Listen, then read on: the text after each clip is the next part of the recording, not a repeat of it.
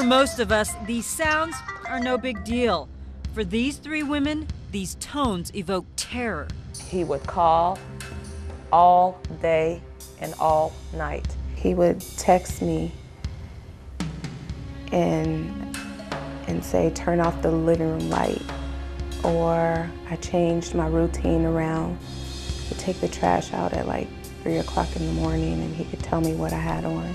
He is Damon Haynes, and investigators say he has stalked or harassed at least 18 women over a 12-year period, including women we'll call Janet, Bridget, and Stephanie. They asked us to protect their identity for their safety. Even talking about him now, it gives me that fear back in my gut, back in my stomach. Haynes has a history of seeking out and dating single moms. When they break it off, the situation gets scary. Like he'd break in, clean your house up, do your laundry, leave. Little notes, you knew he was there because he'd leave little notes everywhere. He kicked in my door twice, busted my windows, broke in my house, stole my clothes. Anytime anything is out of place, I think he's here.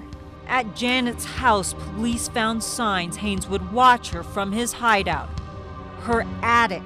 Stephanie says he kept track of her household from a closet. And all three women tell us he doesn't just target them, he also threatens their kids with warnings like this. My nephew goes to the boys' school. I'm going to have him F them up. This is going to happen to your kids at school. Protection orders and calls to 911 haven't stopped Haynes.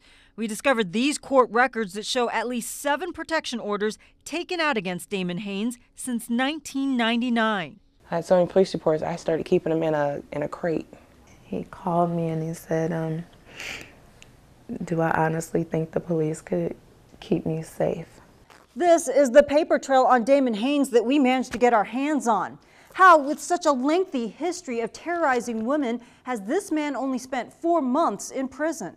He would have been in jail for at least 10 years if they would have kept the stuff going, but they kept on giving him plea deals. It's a horrific crime. Douglas County Attorney Don Klein says it's his investigators who connected the dots and realized what a menace Haynes is. We know what he's done. We know what he's up to. And we're not going to tolerate that in any way. And with this person's history, we certainly have the tools, I think, that we can put him away. Haynes is in prison right now, but comes up for parole in October. Just the thought of him getting out has Stephanie petrified. If he is granted parole in October, I have to leave.